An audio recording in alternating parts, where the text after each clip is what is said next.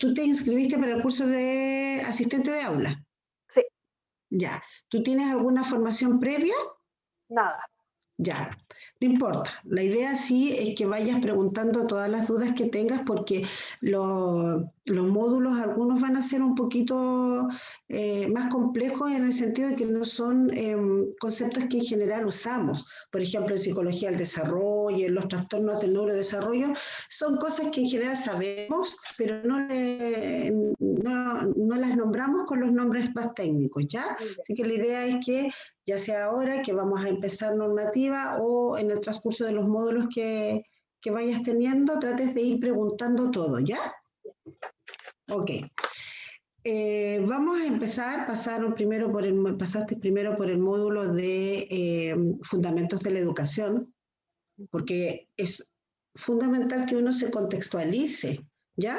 Lo que nosotros estamos en la comunidad en la que nosotros nos vamos a insertar es una comunidad que tiene características y las vamos a ir viendo. Y esta comunidad se rige también con diferentes normativas. Y lo que vamos a ver tanto esta semana como la próxima, donde también vamos a ver los roles, el rol y función del asistente de aula como del inspector y de dónde salen esos roles, de dónde sale el perfil para que uno pueda ejercer la función, vamos a irlos estudiando y los vamos a ir analizando. Ay, no me presenté, yo soy Fabiola, soy de profesión asistente social y psicóloga. Trabajo como asistente social en un colegio y como psicóloga atiendo pacientes en los horarios en que no estoy en el colegio. ¿Ya? Ok. Pero también trabajo en un colegio, soy parte de la dupla y, bueno, las duplas generalmente estamos incluidas en convivencia también, generalmente nos pasa. Entonces vamos a empezar con normativa y política educacional.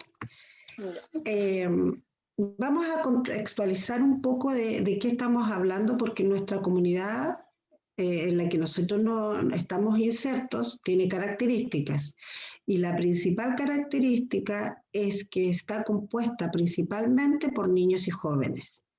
Y eso no es menor, porque al estar compuesta por niños y jóvenes hay características especiales en esta comunidad, ¿ya? Que la hacen especial.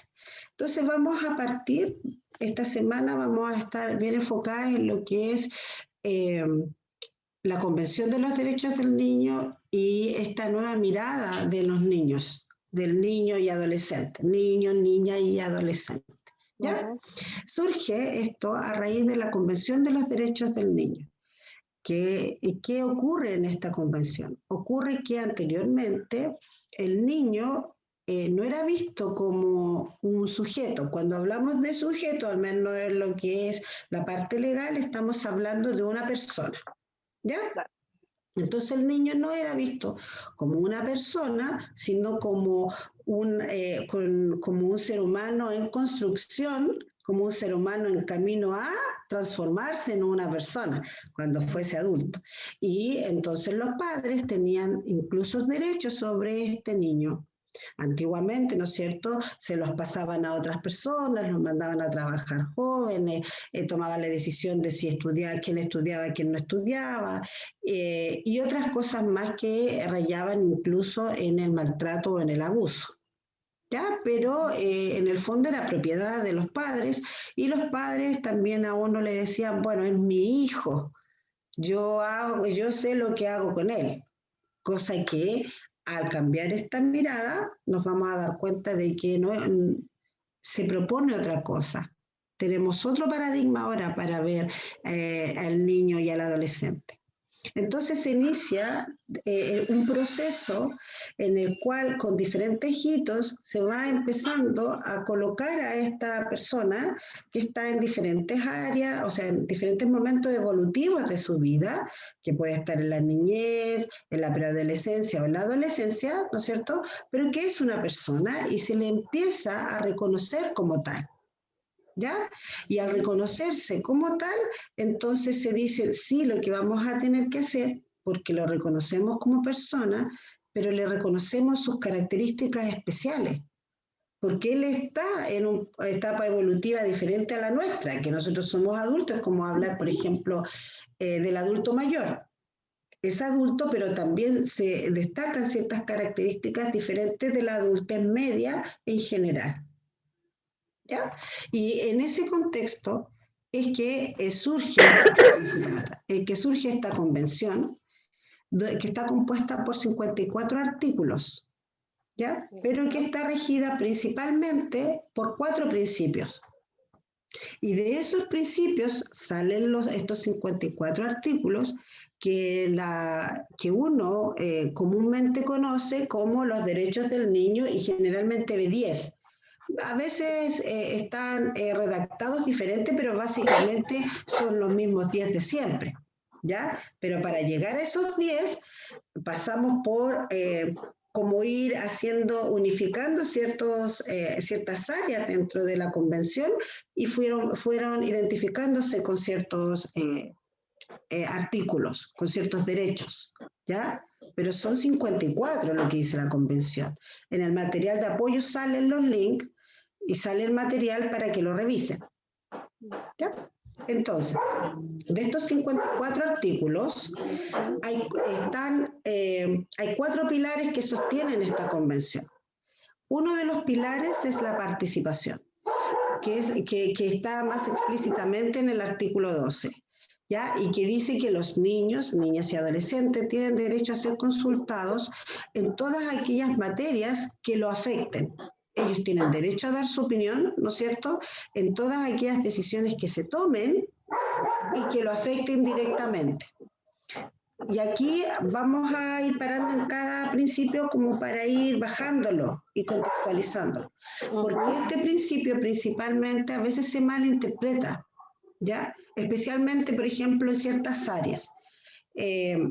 Por ejemplo, cuando dos padres están solicitando el cuidado personal de un niño, ¿ya? O el niño vive con uno de los padres, se dice, el niño ya tiene, no sé, la gente es como, hay como creencias, ¿ya? La gente dice, no, tiene 12 o no, tiene 14, porque lo asocia, ¿no es cierto?, a la ley de responsabilidad penal juvenil, ¿ya? Pero no es así, que tiene 14 y puede decidir. Entonces el niño va a decidir con qué papá vivir, ¿ya? Yo no sé si tú lo has escuchado, pero al menos en esta materia, en mediación, porque yo también soy mediadora y he trabajado en mediación, y los papás dicen, no, es que él ahora quiere vivir conmigo, y el niño el que decide. Bueno, yo soy técnico jurídico, así que sé más o menos de mediación y esas cosas. Súper. Entonces, desde el punto de vista de lo que es el resguardo al derecho de participación, se podría interpretar así, pero dice participación, no decisión. Y hay una diferencia, porque quien decide, ¿no es cierto?, cuáles son aquellas decisiones más correctas para un hijo, son sus padres.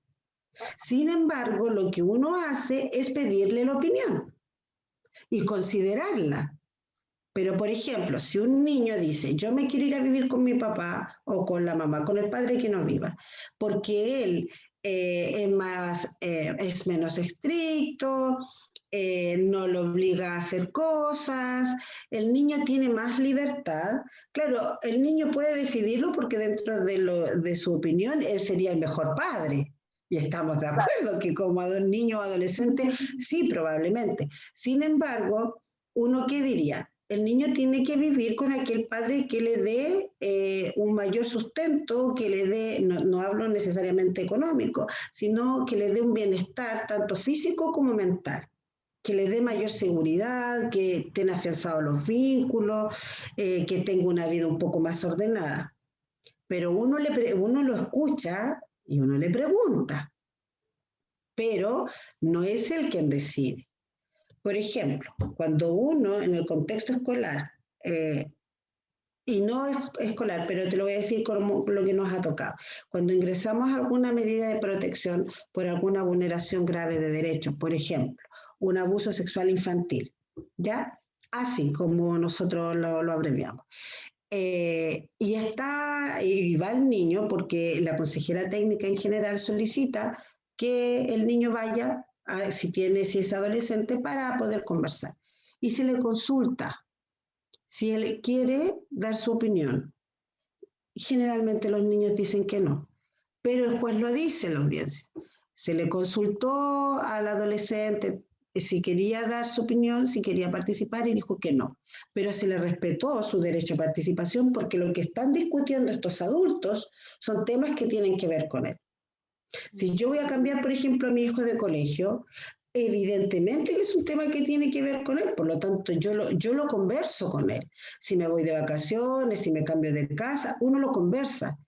Pero todas las aristas que tienen que ver con la decisión son los adultos los que tienen que velar que sea la mejor decisión idealmente para todos.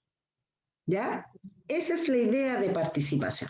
El niño, por ejemplo, en el contexto escolar, cuando comete algún acto que está establecido en nuestro manual de convivencia como que va a llevar, por ejemplo, alguna medida, porque no se habla ni de sanción ni de castigo, sino son medidas, ¿no es cierto? Entonces a él se le dice y se le explica, es como si esto fuera un juicio, ¿no es cierto? Y a ti te dicen, bueno, mire, te tiene derecho a quedarse callada, ya, bueno. Uno le dice que frente a esta situación, y como los manuales son públicos, es como que la ley, ¿no es cierto? Si yo no la leo es una cosa, pero yo no puedo decir que la desconozco porque la ley está publicada y es mi responsabilidad conocerla como padre o como alumno, ¿ya? Entonces, ¿qué pasa? Que uno le informa, mira, nuestro manual de convivencia dice que frente a esta situación, estas son las medidas. Y a ti se te van a aplicar estas y estas medidas. Y se le informa al apoderado y él tiene derecho también a firmar si es que el colegio utiliza algún medio, por ejemplo, escrito donde deja constancia, también tiene derecho, pero tiene derecho a ser informado, porque son temas que tienen que ver con él. Entonces, básicamente ese es el principio de participación y es importante tenerlo claro porque lo que nos ha pasado en general con las personas que trabajamos en un colegio y con los papás es que frente a este principio es como que el niño puede hacer lo que él quiera. Y no es así, no es así. El niño sí puede dar su opinión si es una persona. ¿No es cierto? Dentro de un grupo familiar, todos opinamos. Sin embargo, el adulto siempre es quien, al final, es quien tiene que velar porque se protejan los derechos y porque las decisiones sean tomadas desde, idealmente, la unificación del interés mayor de la familia en este sentido. Otro de los principios, porque dijimos que eran 4, es la no discriminación. Y este tiene que ver con que todos los niños, niñas y adolescentes tienen los mismos derechos. O sea, aquí no importa ni su religión, ni su nacionalidad, no importa, por ejemplo, las ideas o los comportamientos o el pasado de sus padres. El niño va a ser respetado y va a ser considerado como una persona, así como nosotros tampoco tenemos que cargar, ¿por qué tenemos que cargar, por ejemplo, con errores de nuestros padres y que nos discriminen de antemano, no sé, en un trabajo, en la misma familia, porque a veces también en la propia familia discriminan, el niño no tiene por qué cargar con eso.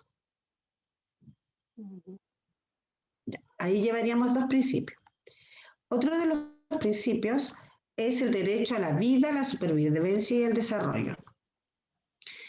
Aquí tiene que ver principalmente con con el resguardo a una familia, con el resguardo a un núcleo, a un nido, digamos, se llaman nidos sensoriales, ¿no es cierto?, que le habilite, que le resguarde una protección. O sea, yo, por ejemplo, no llevo al niño y lo chiquitito no lo llevo, por ejemplo, a sus controles, porque yo tengo que llevarlo a sus controles, porque el niño tiene derecho a la salud y de aquí van surgiendo varios, ¿no es cierto? Tiene derecho a la protección. Entonces, es un pilar fundamental de los cuales se emanan todos los demás, varios derechos que los vamos a ir conversando después, propiamente tal en el colegio. Y el último, que es el interés superior del niño, y que como dice ahí, tiene que es un principio jurídico garantista. ¿Qué quiere decir? Cuando nosotros, por ejemplo, estamos enfrentados a alguna situación, algún dilema, en el cual no está establecido algo legalmente, o por ejemplo en el contexto escolar, no está establecido en nuestro manual de convivencia, en el reglamento interno, entonces uno apela frente a la duda de que si esta decisión que nosotros estamos tomando es la adecuada o no para el niño, a pesar de que nosotros no lo tenemos anotado, a pesar de que no sale explícitamente en la ley, uno argumenta el interés superior del niño. O sea, por el interés superior del niño tenemos que hacer esto.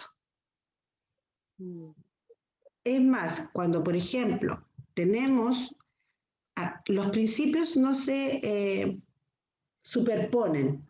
No hay un principio, no hay un derecho por sobre otro derecho. ¿Ya? Sin embargo, cuando hay una instancia en que el interés superior del niño nos lleva a tomar una decisión, entonces ahí hay uno que se sobrepone al otro. Te voy a dar un ejemplo que nos está pasando en estos momentos, por ejemplo. Tenemos niños, voy a poner un caso, un ejemplo, hay una niña que emocionalmente está muy complicada.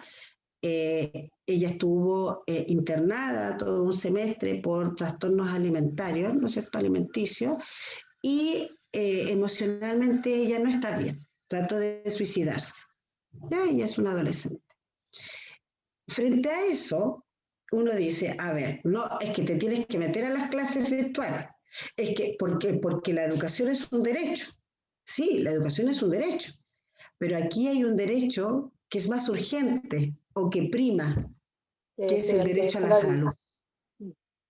Y el derecho a la vida, como hablábamos. Entonces, frente a eso, si bien es cierto, el derecho a la educación, los derechos son irrenunciables, frente a ciertas situaciones de la vida y por el interés superior del niño, predomina uno, que en este caso, por ejemplo, sería el derecho a la salud. Y por lo tanto, no habría ninguna vulneración de derechos, no se pensaría que hay una vulneración de derechos, ni se harían gestiones para ingresar ninguna medida de protección a esos padres, porque en estos momentos prima el derecho a la salud y a la sobrevivencia por el otro. Y ahí uno dice, ¿cuál es el interés superior? O sea, ¿qué está por sobre todo? El derecho a la vida y a la salud.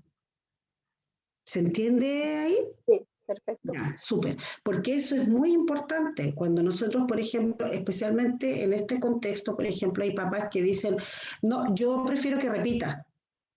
Yo no quiero que haga nada porque prefiero que repita.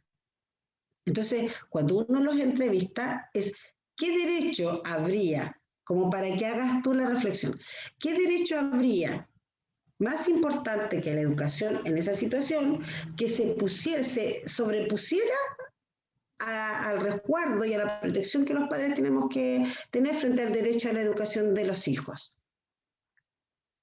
Lo que ellos te dicen es que creen que no van a aprender o que no los pueden motivar. ¿Te fijas? No es ningún derecho en ese sentido que estuviese por encima, como lo conversábamos en el caso anterior, que estuviese por encima y que uno dijera, ah, no, sí tiene toda la razón. ¿Te das cuenta de la diferencia? Ya, es importante reflexionarlo, porque también hay que orientar a los papás.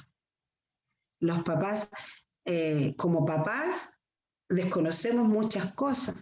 Amanda Céspedes, que es una neuropsiquiatra muy famosa chilena que ha escrito muchos libros, ella siempre refiere a que uno, como adulto, se interioriza y se interesa más en cómo funciona tu celular nuevo a cómo funciona tu hijo física, psicológica y biológicamente. O sea, tú sabes más cómo funciona tu auto, tu celular, tu televisor, a cómo son los procesos o cómo funciona, entre comillas, nuestros hijos. Y en eso estamos al debe como padres. Y nosotros cuando nos somos parte de una comunidad educativa, te vas a dar cuenta de que te vas a enfrentar permanentemente a esto. Ya sea, ¿tú tienes hijos? Sí, una.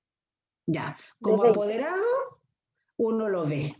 Lo ve con los, ¿no es cierto?, los papás o mamás de los compañeros de nuestros hijos, y cuando tú ya estés al otro lado, o sea, ya estás mirando esto como miembro de esta comunidad, te vas a dar cuenta de todos estos errores o estas negligencias que se llaman, ¿no es cierto?, que cometen los padres. Puede ser por desconocimiento, y entonces ahí hablamos de una vulneración leve de derecho. ¿Ya? Y cuando estamos frente a una vulneración leve, se puede hacer cargo el colegio o se puede hacer cargo la OPD, que ve casos de vulneración leve. Cuando nosotros, por ejemplo, vemos abuso sexual, maltrato infantil, que el niño llega con su ojito morado, que el niño llega en evidente estado de suciedad, de poca preocupación, entonces nosotros estamos hablando de vulneración grave. Y frente a eso ya no es a la OPD. Si es abuso sexual, fiscalía y el tribunal. Y si es, por ejemplo, maltrato, uno va directamente a lo que es el tribunal. En general siempre igual lo ingresamos a fiscalía porque la fiscalía es quien hace la investigación.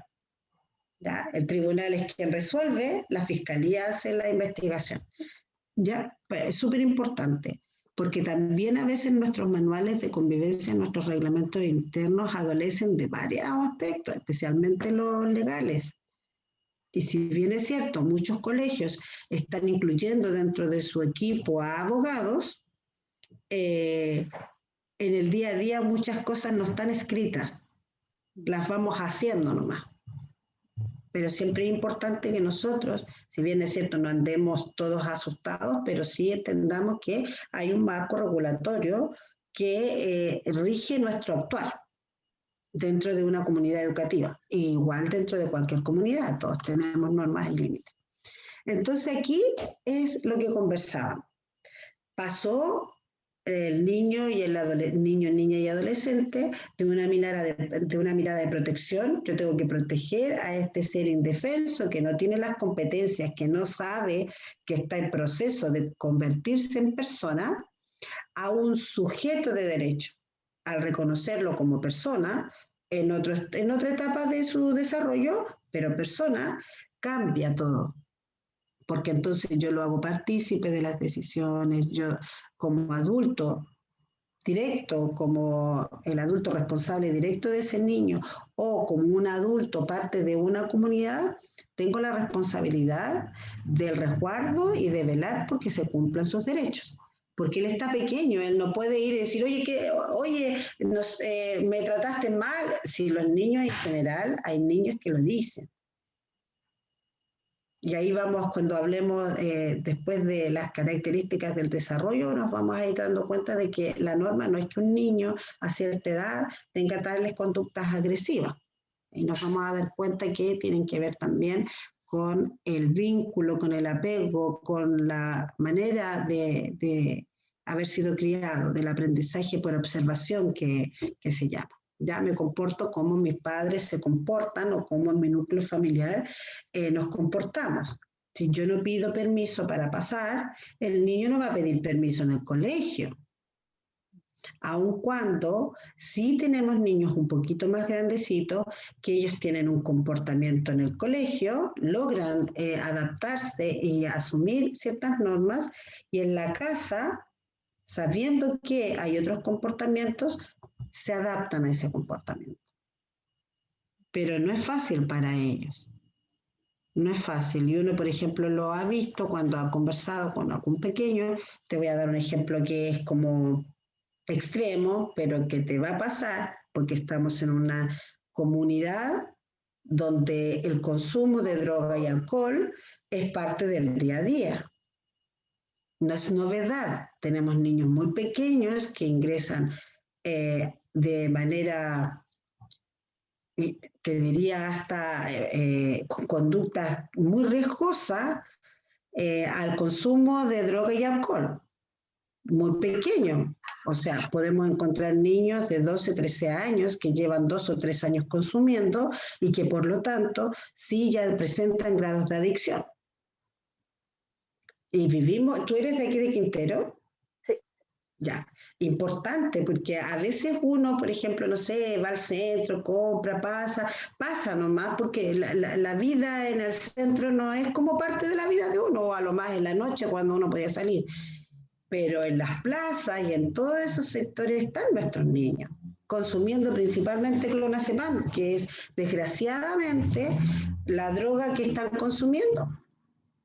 Entonces, esta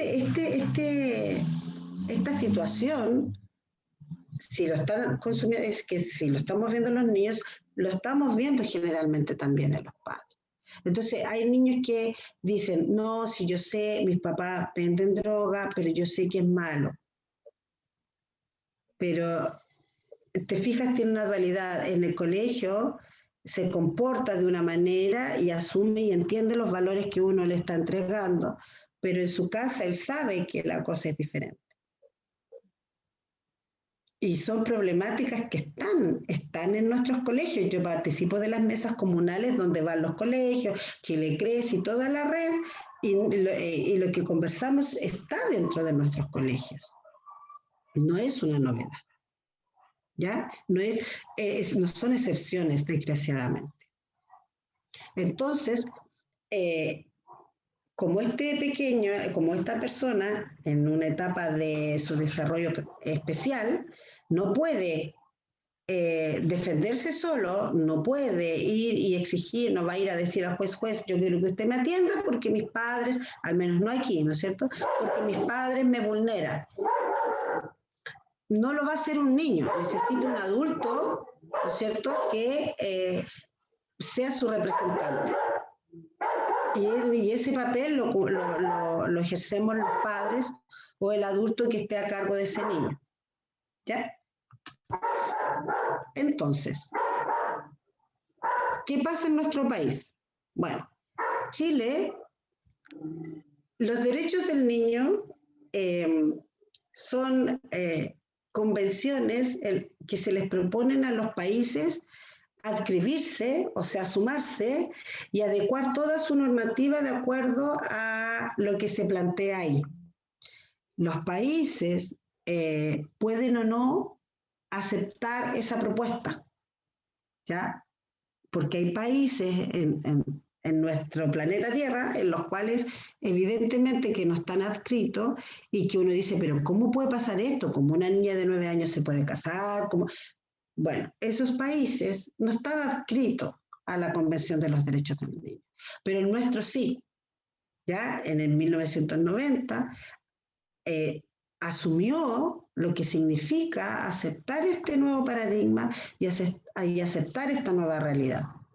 Y eso significa adecuar las leyes que tenemos a este nuevo paradigma. Y ahí es cuando uno empieza de a poco a escuchar que en los colegios entonces ahora está la ley de aquí, la ley de allá, que ahora no se puede hacer esto. Hay profesores que dicen, es que ahora no se les puede hacer nada. Antiguamente los profesores golpeaban a un niño y los padres, bueno, asumían de que era parte de lo que era educar. También los padres golpeaban a los hijos, asumiendo también que era parte de lo que siempre se entendió que era educar. Y fue así. O sea, lo que se hizo ya se hizo y es parte de la historia, porque así era como se validaba y así era como se educaba a quien era padre o cuando uno era pequeño. Sin embargo, al mirar con este nuevo paradigma, evidentemente que si lo pusiéramos como adultos, no puede venir una persona y golpearte a ti porque pensó que tú te portaste mal, porque tú hiciste algo que no debiste hacer. Entonces, no es así. Por lo tanto, ese mismo paradigma se usa con el niño. Ahora, complejo, porque ¿qué se hizo? Se dijo ya a los niños se les trata de otra manera, pero no se nos enseñó cuál era la manera correcta de enseñar, de tratarlo ahora a un niño. Y ahí, entre ensayo y error, se han cometido más errores que aciertos, especialmente en el caso de los padres.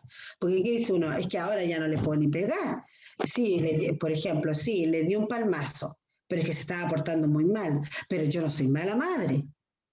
¿Te fijas? Entonces, claro, especialmente yo reconozco cuando llamo yo en mi colegio, porque claro, si le digo al asistente social que yo le planteé un palmazo, ella me lo va a derivar porque la gente asocia al tiro, asistente social, asocia al tiro a que tú vas a hacer gestiones para que a este niño lo saquen de ese hogar, porque así lo asocian en general los padres. Pero tú sabes que el proceso, primero, no es un profesional el que decide si el niño sale o no sale del hogar. Y segundo, es un proceso largo que se da y que es la última opción, cuando ya nadie pudo resguardar a ese niño, ni resguardar su salud física, ni mental, ni afectiva. Entonces, ahí, qué hace el tribunal? Bueno, como tiene que velar por los derechos del niño, tiene que sacarlo de ahí. Por ejemplo, cuando conversábamos sobre los derechos del niño, hay papás que son considerados que no están en condiciones de hacerse cargo de los niños y por eso el cuidado personal se lo otorga a un tercero. ¿No es cierto? Porque ninguno de los dos padres está en condiciones. Y el tribunal lo hace cuando hay vulneración de derechos. Porque tiene que resguardar que ese niño, por los derechos de ese niño y por su salud física, insisto, afectiva y emocional. Y si no son los padres, será otro adulto. Por eso a veces la gente tiene conceptos erróneos con respecto a que yo soy la madre, no me lo pueden quitar. Porque en esa frase uno se da cuenta de que hay una posesión. Es mío. Tú no me puedes quitar algo que es mío, porque es mío. Sin embargo, cuando tú aplicas o asumes la mirada de derecho frente a esa persona, las personas no somos posesión de nadie.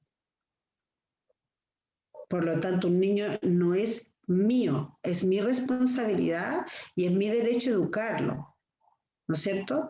Sin embargo, es una persona, por lo tanto, no puedo yo y, por ejemplo, decirle a alguien, oye, si quieres te lo llevas nomás para que te ayude en tu casa. O ¿sabes qué? No quiero que vayas a estudiar, quédate ayudándome. Porque yo no puedo tomar esas decisiones que implican, primero, no reconocerle sus derechos, pero principalmente no reconocerlo como persona. Nosotros tomamos decisiones así, por ejemplo, cuando tenemos, vamos a suponer, a una persona con demencia, con Alzheimer, en que uno va y hace los trámites en el tribunal, ¿no es cierto?, para declararlo interdicto porque esa persona, o esquizofrénico, no sé, esa persona no tiene las competencias, ¿no es cierto?, porque están dañadas, de poder autovalerse. Y tiene que venir otra persona a hacerse cargo de las decisiones que se toman referente a él. Ahí recién, porque no tiene las competencias, porque está dañada o porque definitivamente hay algún deterioro cognitivo que no permite que él se haga cargo del mismo. Pero ni siquiera, pero es en esa situación, porque en el caso de los niños no son vistos como alguien interdicto. Los niños son vistos como personas, con características por su edad, pero son personas.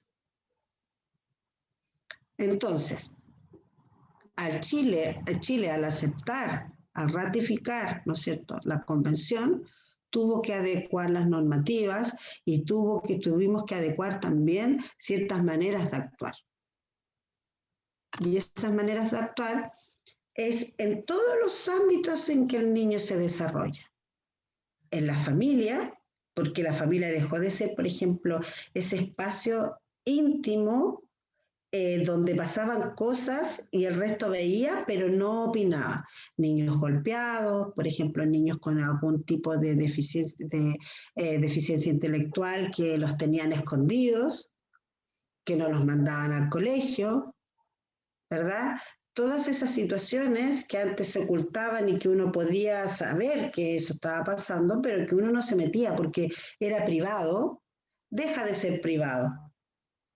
pero en ese aspecto, porque las familias seguimos resguardando, ¿no es cierto? Y ojalá cada vez más en un espacio íntimo y enseñarle a los niños también que la intimidad es importante resguardarla, especialmente cuando se ven enfrentados, ¿no es cierto?, a tanta invasión y tanta publicidad de su vida por los padres. ¿Te fijas? O sea, los padres también generan una situaciones de vulneración, situaciones negligentes. Cuando yo, por ejemplo, le saco una foto a mi hijo y la publico sin que él esté de acuerdo, porque es mío, me gustó cómo se vio disfrazado, me gustó cómo se vio, por ejemplo, con, no sé, con este traje de baño, me gustó cómo se ve comiendo y yo lo subo. Pero ahí nosotros debiésemos conversar con los niños, porque es su foto, es su autoimagen, es su imagen. Es decir, yo quiero que tú la publiques y que me pongan qué bonito, o yo no quiero que lo hagas. Pero los padres no lo hacen. Los padres, ¿por qué? Porque como el niño es mío y a mí me gusta cómo se ve, yo voy y lo publico. ¿No es cierto? Y así en cosas muy cotidianas, los padres no hemos tenido todavía, los adultos en general, no hemos tenido todavía la conciencia completa en la práctica de lo que es considerar a los niños y a los adolescentes como sujetos de derecho. Por ejemplo, si están en un acto o están en alguna actividad, a los apoderados a veces que se ofrecen, ya yo voy para repartir las empanadas, para adornar la sala, no sé, las cosas que hacen los apoderados, sacan fotos y las suben, o los colegios, pero resulta que hay que pedir autorización, no solamente por un aspecto legal de decir, oye, ¿sabes qué? Estás usando la imagen de mi hijo. Y hay muchos colegios que te consultan si tú estás de acuerdo que tu hijo aparezca, por ejemplo, sacar fotos en el contexto de las actividades escolares y que se suban a Facebook o que aparezcan en los WhatsApp. Se está usando mucho. No solamente eso, porque ahí si tú te fijas, ¿a quién se le pregunta? Al adulto. Pero tú no le estás preguntando al adulto si a él como adulto yo ocupo la imagen de ese apoderado y la subo. Le estás preguntando si da la autorización para que su hijo aparezca. Y ahí debiese ser lo que conversamos. Autorización del adulto, por supuesto. Pero debiese haber una autorización, aunque sea verbal, del niño, porque es su imagen. Y porque como madre yo puedo decir, ay, sí, me encantó cómo se vio.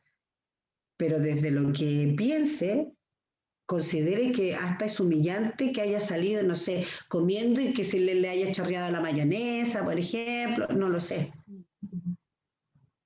Y esas cosas son prácticas súper comunes en las cuales todavía nosotros no hemos hecho el proceso completo, ¿no es cierto? Que tiene el de decir, sí, acepto de verdad que tú eres otra persona y que como persona yo debo preguntarte estas cosas.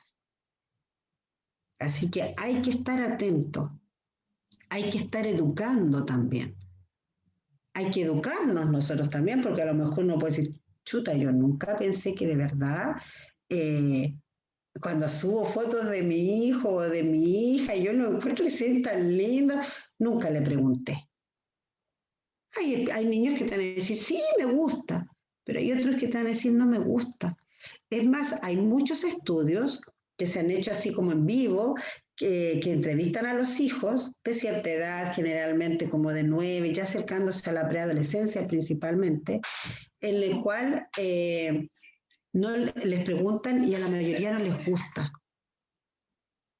Y la mayoría dicen, no me preguntaron. Entonces, claro, ahí nos falta todavía. Bueno, llevamos hartos años, piensa del 90 acá, ya llevamos 30 años, pero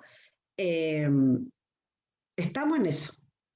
Estamos en eso y hay que visibilizarlo, hay que conversarlo para hacer esta reflexión que estamos haciendo ahora. Porque claro, hay situaciones y hay acciones que realizamos generalmente, pero que las hacemos inconscientes, que no estamos pendientes de que si estamos cometiendo algo, si estamos dañando algo, no podemos andar por la vida haciéndolo porque de verdad no podríamos hacer nada. Es como un poco lo que pasa a veces cuando hay personas que están tratando de usar, por ejemplo, el lenguaje inclusivo. A veces pongo la E, no pongo la E, que la Real Academia no lo ha autorizado todavía por lo menos, y también a veces todos y todas, uno está permanentemente haciendo ese juego y entorpece a veces un poco la comunicación. Bueno, no podemos estar pensando permanentemente si lo que estamos haciendo está o no está dentro de las prácticas que debiésemos erradicar. Pero si nosotros empezamos a tener conciencia de lo que es el respeto a esa persona, porque es una persona, y parte diciendo, me gustaría a mí que, por ejemplo, no sé, una amiga, estábamos en una fiesta y yo, no sé, lo mismo, justo estaba comiendo y me ensucié, y me veo chistosa, pero en el contexto de solo de mis amigas, nos sacáramos una foto y ella me subiera. O sea, a mí me gustaría que me preguntaran. A lo mejor me da lo mismo, pero igual me gustaría que me preguntaran. Bueno, tratar de partir. Yo como persona, me gustaría que pasara esto, sí, entonces evidentemente que a él también. Ya. Entonces, hasta ahí estamos más o menos, ¿vamos bien? Sí, súper.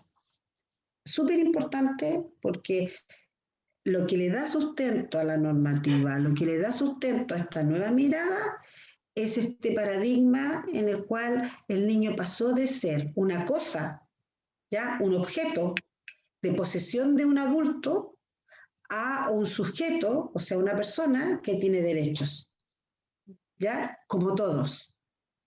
Que esos derechos tienen ciertas características porque son pequeños y no pueden hacerlo valer por ellos mismos, sí, pero iguales que nosotros, en derecho y en dignidad. Súper. Ahora, ¿cómo hacemos que en esta comunidad, que está compuesta principalmente por niños y adolescentes, los adultos tengan prácticas que resguarden, protejan y promuevan mis derechos, el respeto por mis derechos? Bueno, hay diferentes maneras, ¿no es cierto? La educación, como lo estamos haciendo ahora, ¿no es cierto? Que estamos compartiendo estos conocimientos, pero también cuando falta la voluntad de hacerlo, la ley tiene que obligarlo a hacer. Y eso es en todo, porque yo puedo no tener la voluntad, por ejemplo, yo, no sé, yo no manejo, pero ya, a mí, yo siempre manejo bien y con unos copetitos no me pasa nada. Si yo manejo bien, pero resulta que esa es una decisión que no solamente me afecta a mí, sino afecta a los demás. Y la ley tiene que decir, mira, ¿sabes qué? Nosotros como comunidad, como sociedad, nos pusimos de acuerdo de que esto no. Y vas a tener una sanción, ¿no es cierto? Y ahí es cuando entramos a una situación que me ha tocado en reunión de apoderados y me ha tocado también con los adultos, algunos adultos en el colegio, que dicen, es que el niño tiene derechos, pero no cumple sus deberes. Entonces, uno dice, a ver, y tratamos de explicar cierto aspecto importante. Los derechos que hemos conversado, estos derechos que son irrenunciables, son derechos que no están asociados a deberes. Me explico. Yo le puedo decir a un niño, o te lo pregunto, le puedo decir yo a un niño, tú tienes el derecho a la educación, pero si tú no pasas de curso, no vas a seguir estudiando. Yo me diría, no, ya, pero que tú tienes el deber de estudiar. Entonces, si tú no estudias, no vas a estudiar más. Es que no. Entonces ahí uno dice, no está asociado. No está asociado. Si él estudia o no estudia, el derecho está igual. Si él, por ejemplo, le gusta o no le gusta el nombre, le gusta o no le gusta la familia donde nació, él tiene el derecho a llevar un nombre, un apellido. a tener una nacionalidad, o sea, no es ciudadano del mundo, no, este niño es chileno, ¿ya? Se porte bien, se porte mal, no le quitamos la nacionalidad. O sea, si este niño va al centro, por ejemplo, y raya todas las estatuas que hay en el centro, las rompe, no sé, hiciera algo malo contra el país, no le quita la nacionalidad. ¿No es cierto? Entonces, los derechos, estos derechos irrenunciables, no están asociados ni sujetos a que si el niño cumple o no cumple los deberes. Están asociados a obligaciones, eso sí. Y eso hay que educarlo. Por ejemplo, tú tienes derecho a una educación, pero tienes la obligación, o sea, la responsabilidad de cuidar el inmueble, de ser educado con tus compañeros y con los adultos, de no romper, por ejemplo, las llaves, de no rayar, de llegar a la hora, de acatar las indicaciones.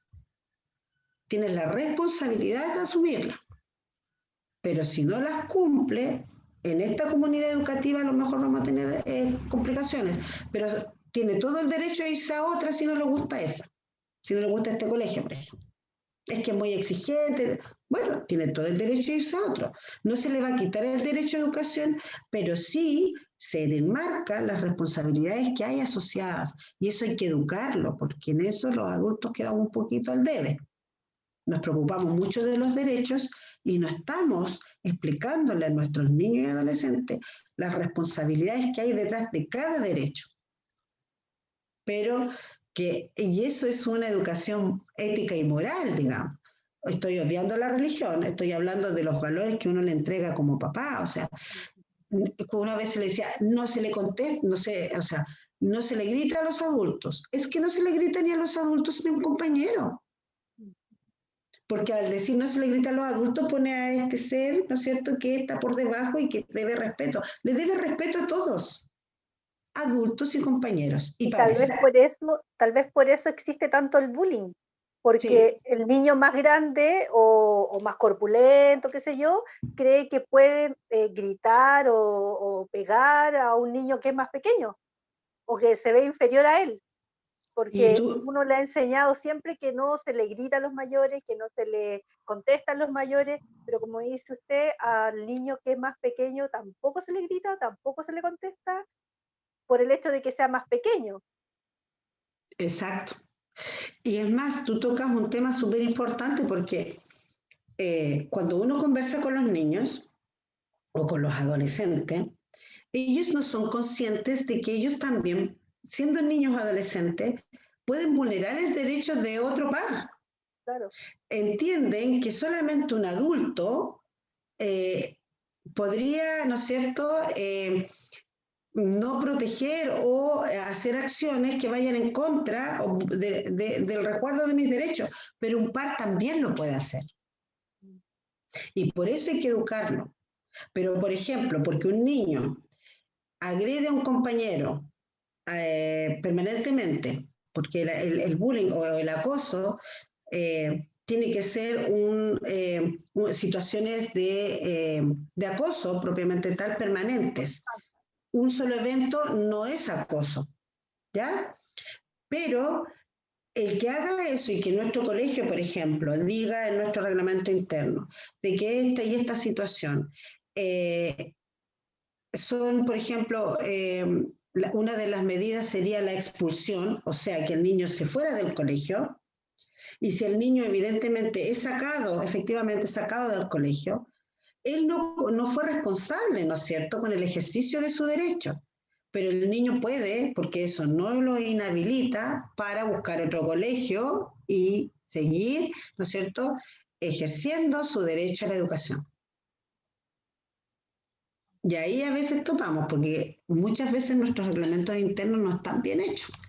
Entonces ahí nos atan de manos frente a ciertas situaciones o que bien hecho me refiero a no que diga tienes que, vamos a expulsarte, sino que los pasos previos a que nosotros tengamos que expulsar a un niño no estuvieron. ¿Te fijas? No fueron correctos, no fueron efectivos, no fueron supervisados, no fueron los adecuados y el sistema fracasó.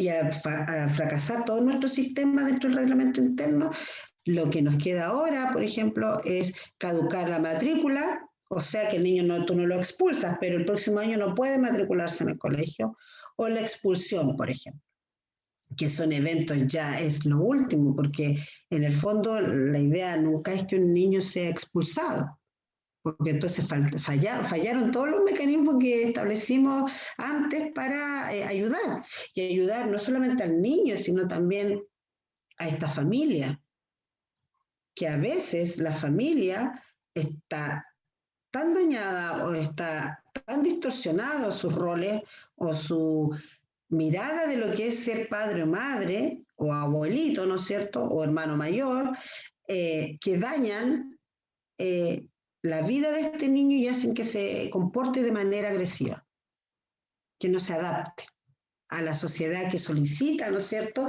un buen trato. Porque eso es lo principal en la comunidad y en nuestra comunidad educativa también es así. O sea, clima escolar sano, buen trato, y aquel que se sale de este acuerdo que tenemos, entonces hay que tratar de generar estrategias para que él pueda volver a la sociedad. Si la idea no es que lo tengamos marginado y digamos, de nuevo, suspendido, suspendido, suspendido, y el niño pase casi todo el año suspendido. La idea es que ese colegio pueda generar las estrategias suficientes como para que el niño pueda irse adaptando, porque si no siempre lo vamos a ir segregando. Ahora, a veces hay cosas que no superan, porque a mí también a veces me dicen, aplicamos todo el reglamento interno, y ahora ¿qué hacemos? Es que cuando ya no da abasto el reglamento interno, entonces tenemos que buscar la vía legal. A ese niño lo más probable es que haya que derivarlo por negligencia o vulneración, porque esos padres, a pesar de que tú lo llamaste, ellos no han cambiado de actitud. Y eso a veces sí hay que hacerlo. Por ejemplo, nosotros tenemos en los colegios niños con autistas, ya del espectro autista. Ellos tienen ciertas características y ellos tienen que seguir su tratamiento, ¿ya? Porque tienen condiciones que no van a cambiar. Pueden mejorar, pero no cambiar. Pueden generar estrategias para que se vuelva él y sus conductas y sus decisiones más adaptadas al medio, pero las dificultades con las que, digamos, en su desarrollo cognitivo están, ¿ya? Entonces, ¿qué se les solicita a los apoderados? Que no dejen de ir al apoyo psicopedagógico, por ejemplo, porque necesita apoyo para poder adquirir ciertos aprendizajes. Si el apoderado no cumple, uno vuelve a decirle lo importante que es para su desarrollo cognitivo, me refiero a todas las funciones cerebrales que hay para adquirir la lectura, la escritura, tomar buenas decisiones, autorregularse, ¿ya? A todos esos procesos cognitivos, necesita ayuda y necesita ayuda para adquirir el aprendizaje. Y necesita ayuda específica para mantener su salud, su bienestar. Si el apoderado no lo hace, entonces uno, y lo hemos hecho varias veces, ingresa una medida de protección. Porque ese padre no está entendiendo que tenemos que velar por un resguardo a la salud de ese niño, al bienestar de ese niño. No llevarlo a los controles, por ejemplo, de niño sano. Entonces uno dice, ¿y hace cuánto que no va a control? ¿Y cuándo fue la última vez? No sé, cuando ven niños, por ejemplo, chiquititos con toda su dentadura cariada, o cuando ven niños, por ejemplo, que evidentemente los niños no tienen ningún control. Entonces uno dice, ¿qué pasó aquí? No. Usted tiene que llevarlo y traer algún reporte de que el niño sí, y que usted está velando por el derecho de ese niño a acceder a la salud. Y si hay algo que tiene que, digamos, atenderse, se atienda adecuadamente. ¿Ya? Entonces, Chile asumió y Chile tiene que garantizarlo. En todos los contextos. En la familia, con las leyes que fueron cambiando, ¿no es cierto? Que quieren decir que uno resguarda, por ejemplo, el derecho a alimento, eso es un derecho. El derecho a alimento, el derecho a mantener una relación directa y regular con el padre con el que no vive, porque antes la decisión generalmente, como los niños vivían con la madre, decían, no, es que yo no quiero que lo vea, si no me da plata no lo ve. Todavía lo dicen, pero resulta que uno le explica, es que no funciona así, porque cuando hablamos de esas materias son derechos del niño. Para el niño desarrollarse integralmente, requiere mantener una relación directa y regular con el padre que no vive. Si ese padre tiene características que hacen que el niño corra un riesgo, entonces el tribunal tomará medidas, visitas vigiladas, algunos van a las comisarías, bueno, no lo sé. Y si el interés superior del niño dice, por ejemplo, lo maltrató, lo abusó o algo así, entonces ahí aplica el interés superior del niño.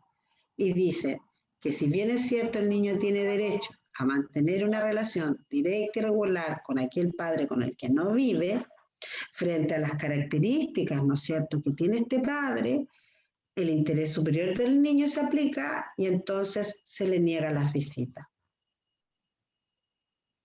Tiene que pasar eso y uno le explica a la otra parte, solamente en esas situaciones se le niega al niño a mantener una relación con su padre o con su madre. Incluso aún en la cárcel, este derecho se mantiene, ¿ya? Aún cuando los padres estén privados de libertad. Igual alimento. Alimento, quiere o no quiere el niño, el padre que no vive con él tiene que pagarlo.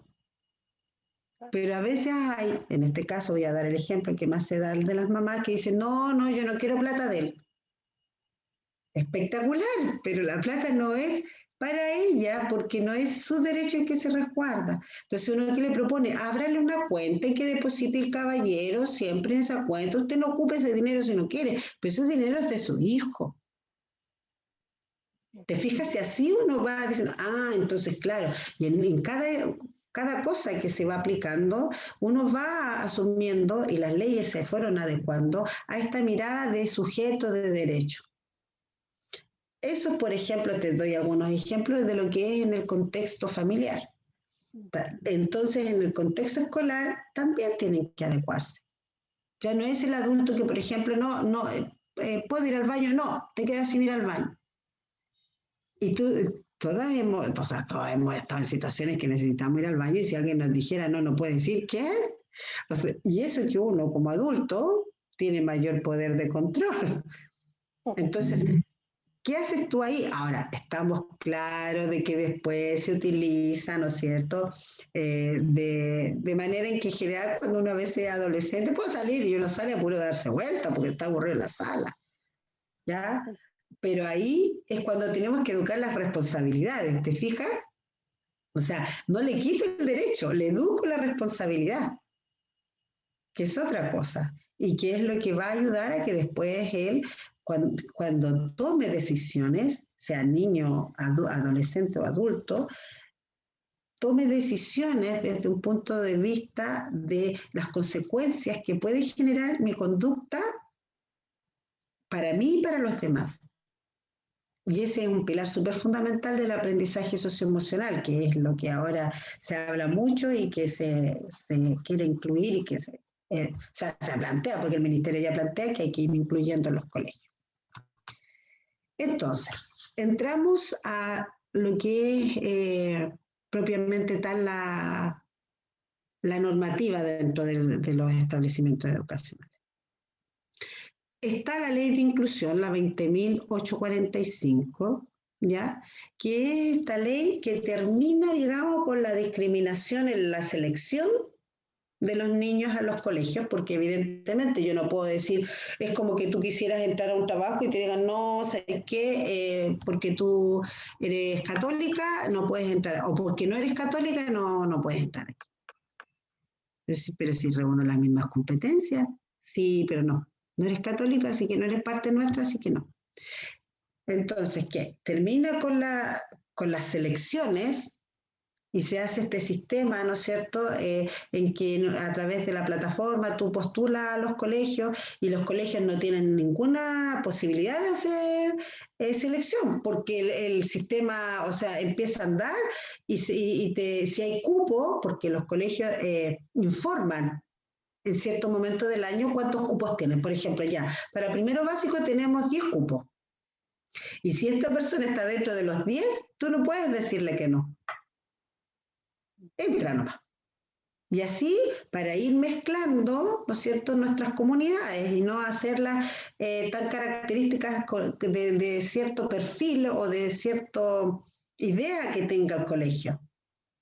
Termina también con, paulatinamente, con el copago que hacíamos los padres, ¿no es cierto?, en ciertos establecimientos. En algunos colegios paulatinos, en otros se acabó, pero hay colegios, yo no sé en qué estado estará ahora el Alonso, pero el Alonso empezó de a poco a ir cobrando una mensualidad menor, hasta que llegue a la gratuidad, los que se atribuyeron a la gratuidad, ¿ya? ¿Se entiende hasta ahí? Entonces, la ley de inclusión es, todo el niño puede estudiar donde él quiera. No voy a hacer selección, por ejemplo, una prueba de selección para que queden los que traen mayores conocimientos académicos. No voy a hacer tampoco una selección con respecto a la religión y otras características, porque dijimos que uno de los principios es que a la no discriminación, o sea, el niño va a ser visto como persona y no por las características que pueda tener su padre ni cómo fue educado. Eso trajo muchas cosas también, porque los colegios tenían que adecuarse también a diferentes perfiles, a diferentes personalidades, no solamente a la que nosotros buscábamos. Y eso ha sido complejo, porque ha sido complejo para los mismos miembros de la comunidad como para los que ingresan, porque no es fácil. Y ahí también uno a veces como mamá o como papá, uno dice, pucha, antes yo lo he escuchado, antes era A mí me mejor. pasó, a mí me pasó con mi hija. Antes era mejor, y bueno, y ahora que nos mezclamos y ahora cuesta un poco más, somos siempre los mismos que vamos a reunión, ¿no es cierto? Somos siempre los mismos que cooperamos, que coincide con que son siempre los niños que tienen un comportamiento un poquito más adaptado a lo que es convivir con un otro, y nos ha costado a todos, porque eso es cierto, tanto como funcionario en un colegio como apoderado de un colegio, a todos nos ha costado, ¿ya? Y aquí es súper importante algo que vamos a ver también la próxima semana, pero que es relevante y que uno como padre no lo ve. Como tú ya no puedes, o sea, como los colegios no pueden hacer selección, el que hace una selección es el padre. Yo elijo este colegio o este colegio, ¿no es cierto? Lo que permite a los colegios establecer como un criterio es el PI, que es el Proyecto Educativo Institucional. Todos los colegios lo tienen. ¿En qué colegio va tu hijo o hija? No, ya salió, mi hija va en la U, tiene 20. Ya. ¿En qué colegio iba? Salió del Loriones. Ya. Todos los colegios lo tienen. Tienen un proyecto educativo que dice la misión y la visión del colegio y salen los sellos. ¿Ya? Por ejemplo, vida saludable, no sé, caridad, que te estoy poniendo algunos ejemplos que pudiese tener sellos del Colegio Unión. Como en otros que dice, por ejemplo, mejores aprendizajes, construyendo inglés, etcétera. Son los sellos. Y uno como padre elige un colegio de acuerdo a su proyecto educativo. Es así debiese ser. ¿Ya? Decir, a ver, ¿qué quiere? ¿Qué son? ¿Qué quieren ser? ¿Cuáles son sus sellos? O sea, ¿qué le ponen énfasis? ¿Ya? Este colegio es para mi hijo por las características que tiene. Este colegio es para mi hijo y para mí por las características, por ejemplo, religiosas que tengo yo, las concepciones valóricas que tengo yo. Pero en general los papás no lo hacen así. Los papás eligen aquel que si tu visión es más academicista, entonces yo te diría al tiro, al menos en el pasado, el Alonso, porque la gente decía el Alonso. Si es un colegio, por ejemplo, que esté como que sea más relajado y un poco más cercano, el colegio Oriones. Si uno te dice, por ejemplo, no, yo soy más extremista en cuanto a que no, a mí me gusta que estén como súper estructurados, la Santa Filomena, La santa. ¿no es cierto? Y así uno puede ir por los diferentes colegios más o menos en cuanto a lo que es las características de los alumnos que uno supone tiene ese colegio, pero no por su proyecto educativo. Y el proyecto educativo de un colegio es súper importante porque dice, yo quiero ser, por ejemplo, ya nosotros queremos ser, voy a inventar, queremos ser un colegio donde los profesores y toda la comunidad tenga una inspiración eh, católica, católica cristiana. ¿Ya? Entonces, los profesores que yo contrate son profesores que tienen que ayudarme a que eso pase. Los inspectores, asistentes de aula, todos los asistentes de la educación, los voy a contratar o les voy a decir que en este colegio nosotros queremos esto.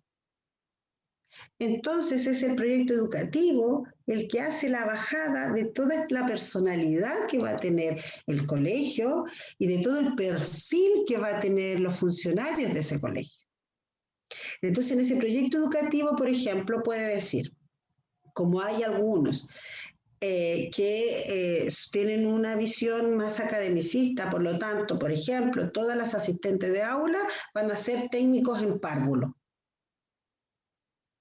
Entonces, ese colegio dice, hay otros colegios que dicen, que no se plantean en eso, que dicen, por ejemplo, para nosotros lo más importante es el apoyo, por ejemplo, socioafectivo, por lo tanto, todo profesional que entra a nuestro colegio o las asistentes de aula que entren a nuestro colegio, tienen que tener un perfil de apego y de acogida a los niños. No tanto a lo mejor que tengan conocimientos técnicos previos. Y eso, esas indicaciones emanan del PEI. ¿Ya? Por ejemplo, la asistente social de este colegio tiene que hacer tal y tal y tal cosa, porque si lo hace la asistente social, me aporta a que se cumpla mi proyecto educativo. Y así funciona. ¿Ya? Los PI son súper importantes y es la posibilidad que tienen los colegios de selección, pero de una selección informada y elegida en función de lo que esa comunidad es, no de lo de que si el niño calza o no calza en esa comunidad. Entonces, la ley de inclusión termina con copago, termina paulatinamente, ¿no es cierto? Como con el lucro, no se hacen ya pruebas, ni se discrimina, ni se hacen selecciones al momento de entrar. La ley antidiscriminación es la que instaura, como dice, un mecanismo judicial que permite establecer eficazmente el imperio del derecho. ¿Qué quiere decir? Que es la que resguarda, por ejemplo, directamente todas aquellas acciones que pudieran ir en contra, porque la ley de inclusión habla de los procesos como selectivos, ¿ya? La ley de antidiscriminación habla de otras cosas que ocurren ya dentro del colegio, que ocurren en el quehacer del colegio. ¿Ya? Por ejemplo, que uno diga, me está discriminando porque, no sé, está discriminando a mi hijo porque estuvo, voy a irme a los extremos, porque estuvo en una residencia del Sename.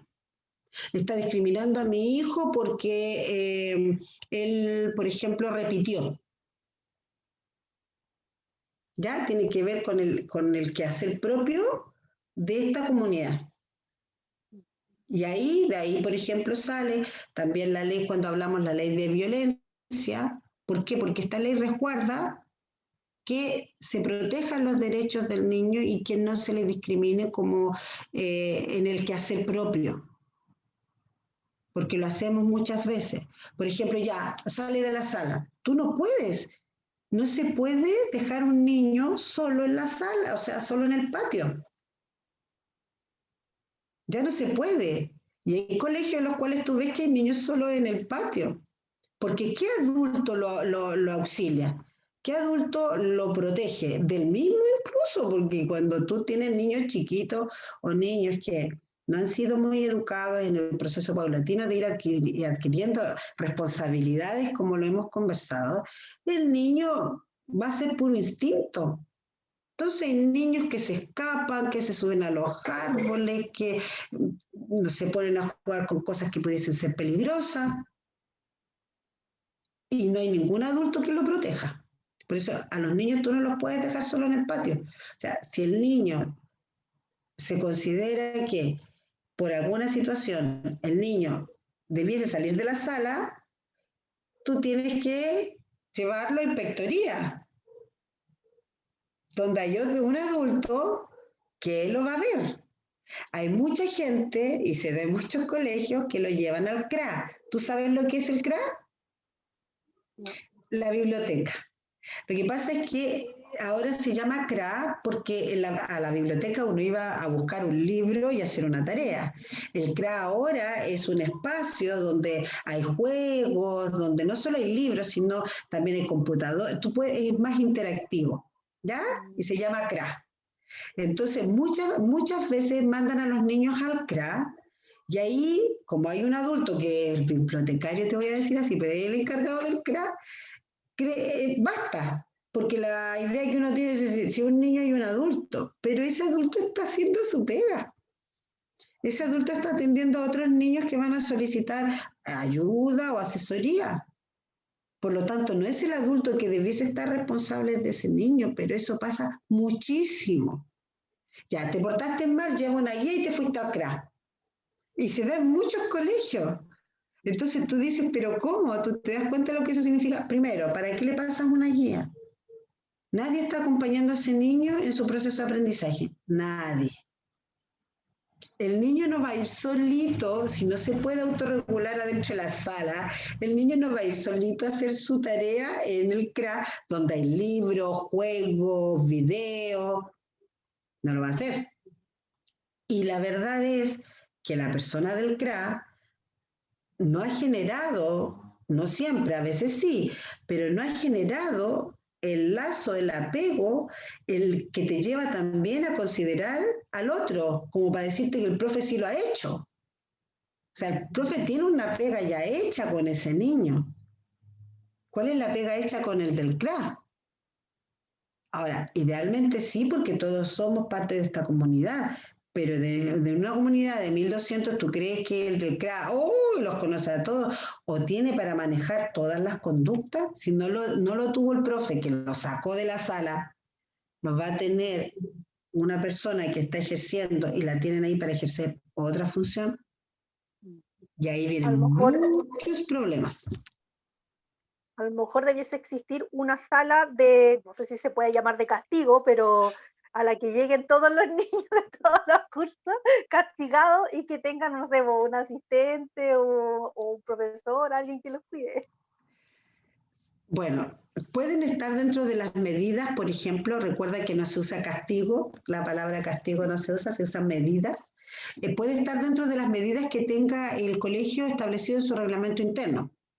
Entonces, que diga que, por ejemplo, cuando algún chico, depende del ciclo, esté en cierta situación, en el CRA a lo mejor sí puede haber otra persona que lo ayude, te voy a inventar, aunque en el CRA es para distraerse, porque hay muchas cosas que distraen, pero que pudiese ir, por ejemplo, a un sitio específico donde haya música, para que no parezca que lo mandaste, no sé, pues, a la cárcel, tú, donde haya música y hay un profesional que pueda orientar a ese niño en alguna duda, porque el niño se fue a hacer una guía de la materia del profesor que le solicitó se fuera de la sala.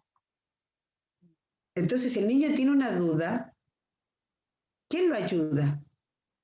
Puedes hacer trabajo colaborativo, que también debiese hacerse en los colegios, que es que entre ellos mismos se ayuden. Que el niño que a lo mejor está en un grado mayor vaya y ayude a otro que llegó ahí y le diga, ya, mira, cuando haces esto, te fijas y generamos otra instancia y vamos educando otras habilidades, pero todo va a depender de lo que dice el reglamento interno.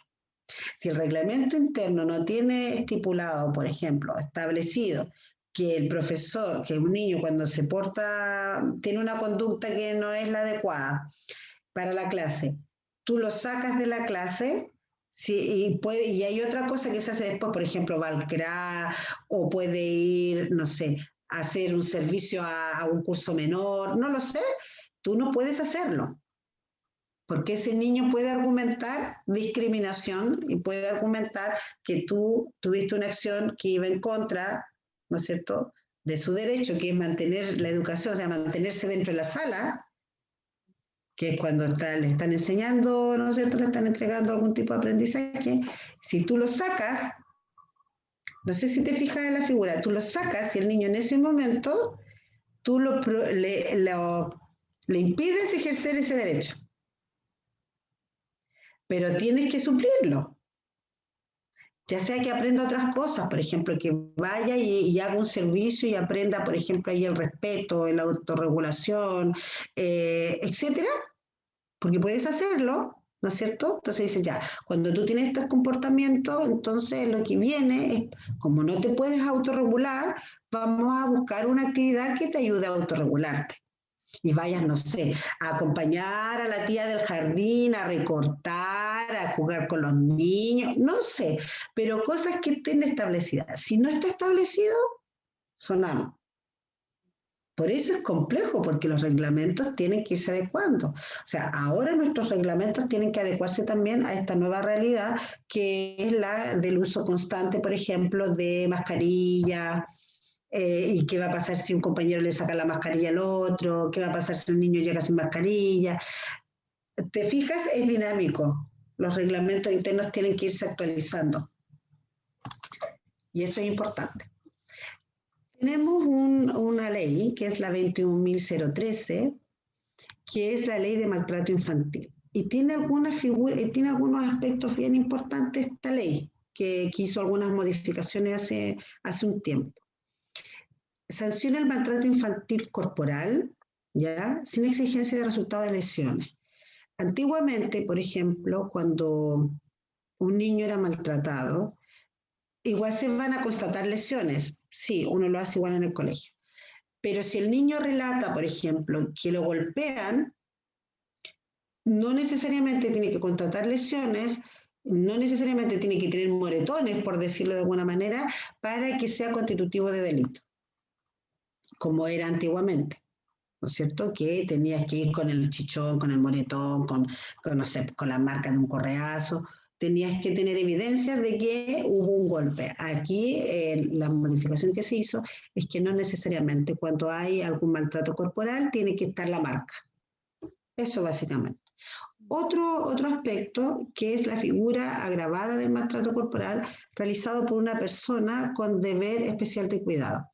Y aquí esta figura incluye, ya se llama ley de maltrato infantil, pero esta figura incluye adultos mayores y personas con algún nivel de discapacidad intelectual. O sea, toda aquella persona que por su condición, ya sea por su condición evolutiva, porque está en proceso, ¿no es cierto?, de madurez, de maduración, como un niño y adolescente, como un adulto que por su edad o por la condición en la que esté desprotegido porque no se pueda autovaler, porque no pueda él ejercer, digamos, todos sus derechos él mismo, o porque si tienes algún grado de discapacidad intelectual no lo vas a poder hacer porque no tienes los procesos cognitivos que se requieren para que tú te hagas cargo de ti mismo, ¿no es cierto? Y dependas de otro. O sea, toda aquella persona, niño, adulto mayor o persona con algún nivel de discapacidad intelectual que dependan de un otro, caben aquí, están dentro de esta figura de maltrato infantil, lo que no era antes. O sea, Toda persona adulta que cuide a un adulto mayor, que cuide a una persona con discapacidad, no importa que no sea niño, o que tenga bajo su cuidado algún niño o adolescente, tiene esta responsabilidad penal si ejerce algún tipo de maltrato. ¿Ya? Que incluye también esta ley de maltrato. La sanción al maltrato psicológico degradante. Por ejemplo, menoscabar permanentemente a un niño. Es decir, para variar. De nuevo tú. Pero si ya sabíamos. No, por ejemplo, cuando yo he escuchado, no, si es que si sigues así, te van a mandar al Sename. Son cosas que los adultos, ya ofuscados, porque uno puede entender, pero no justificar, ¿no es cierto? Uno puede entender que se sienta, pero uno no lo puede consentir, o sea, uno no lo puede hacer suyo, uno lo sintió y pasó, pero no puedo yo tomarlo, hacerlo mío y actuar de acuerdo a eso. Ahora, todo ser humano, si tienes un niño que permanentemente está teniendo conductas desadaptativas, teniendo conductas agresivas, que incluso cuando tú has tratado de ir y acercarte te ha golpeado, evidentemente que es difícil pedirle a ese adulto que no lo piense. O sea, sería inhumano decirle que no lo pensara, pero pensarlo es una cosa. Actuar de acuerdo a ese pensamiento, eso es lo complejo. ¿Te fijas? ¿Y qué dice la ley? O sea, sanciona este tipo de maltrato, el maltrato verbal, ¿ya?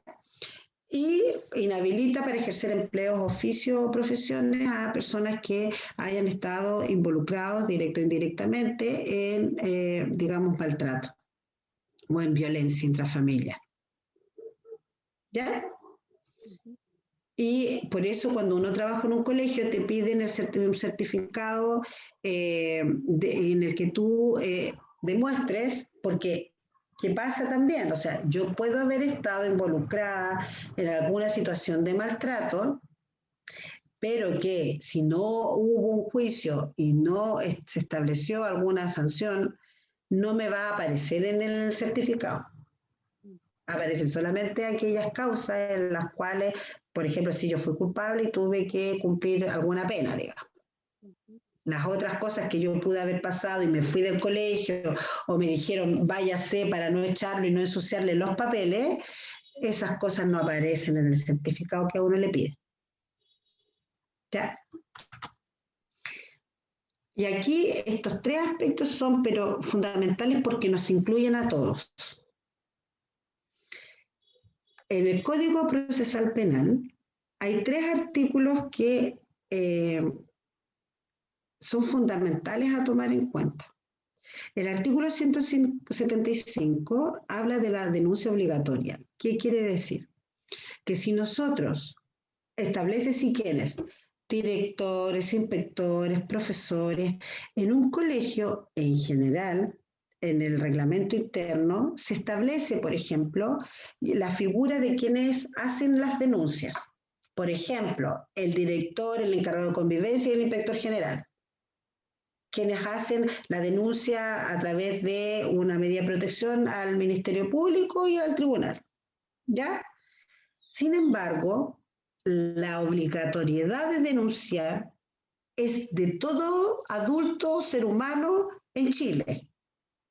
En el contexto del colegio, debieran hacerlo ellos, los que establece la ley, o sea, el director, los inspectores o profesores.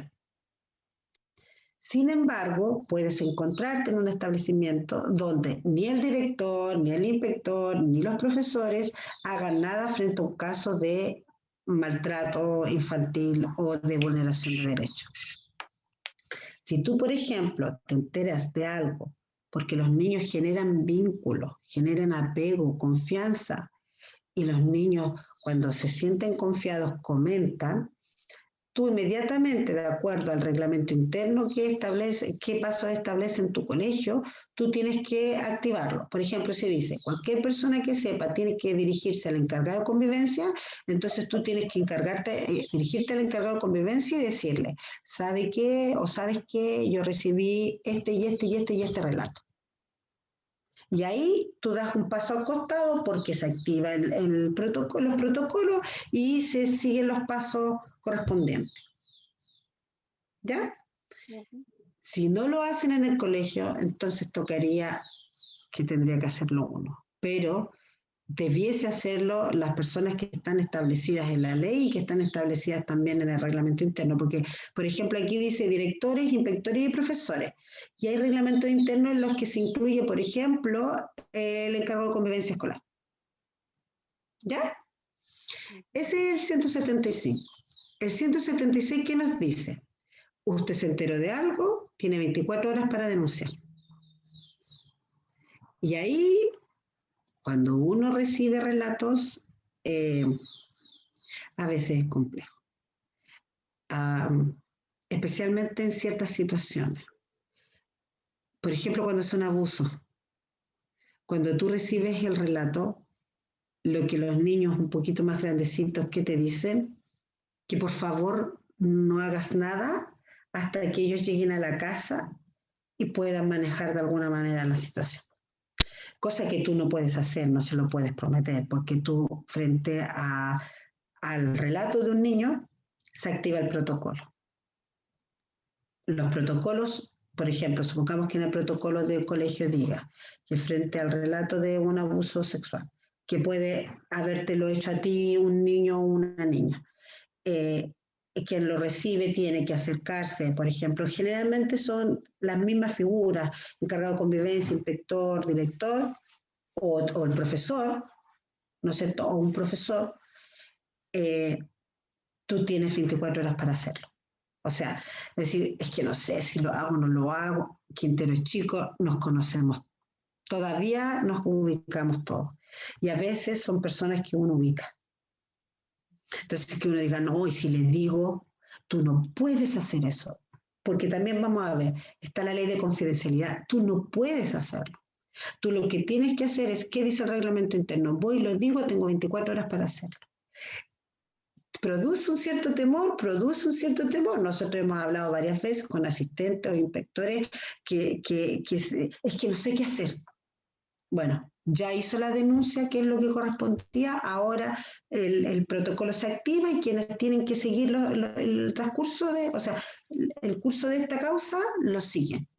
Y y hasta ahí llegó tu participación, digamos. O la participación de aquella persona, puede ser apoderado, profesor, cuando la hace, ya hasta ahí llegó y el resto son aquellas personas establecidas en el reglamento interno que tienen que ingresar la medida de protección. ¿Ya? Pero hay 24 horas para hacerlo. Si fue justo el día viernes, saliendo de clase, tienes que comunicarte con un profesor o con quien sea, pero tienes que decirlo. No puede pasar el fin de semana porque no tiene que ver con que sean días escolares, tiene que ver con días, con horas, 24 horas, si no, estás incurriendo no solamente en un error, sino te estás perjudicando a ese niño porque imagínate que hubiese que sacar a ese niño urgente de esa casa. ¿Ya? Entonces, 175, estamos obligados a denunciar. Las personas que establece la ley, sin embargo, cualquier ser humano adulto para proteger a un niño. 176, tenemos 24 horas para hacer esta denuncia. Y 177, que habla sobre el incumplimiento de la obligatoriedad o la obligación que se tiene de denunciar. Si, por ejemplo, te voy a dar un ejemplo. Nos enteráramos que un profesor adulto, 30 años más o menos, anda con una alumna, por ejemplo. El profe es de los mejores profesores, pero anda con una alumna menor de edad. Y uno se entera.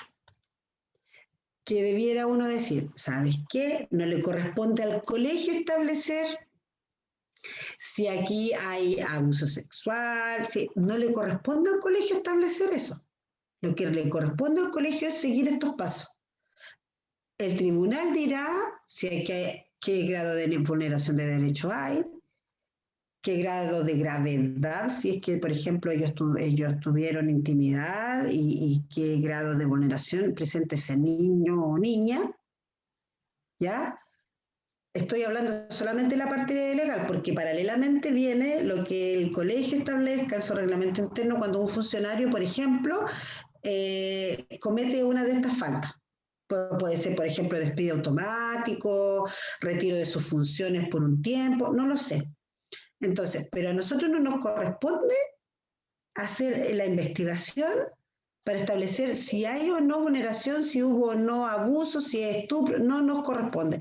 Lo que le corresponde al colegio es decir, me enteré de algo, tengo 24 horas para denunciar. Pero si te dicen, oye, no, pero mira, esperemos un poquito. Pues cumplió 17, si tampoco es tan chica. Veamos qué va a pasar. Conversemos con su adulto responsable. Ah, es que el adulto responsable da permiso. Sí, pero recuerda que es más que el adulto, no es el dueño del niño. Porque, por ejemplo, es que le compró zapatillas, le compró celular. ¿Mm? Estamos claros que se van agravando las situaciones. ¿Y eso quién tiene que determinarlo? El juez.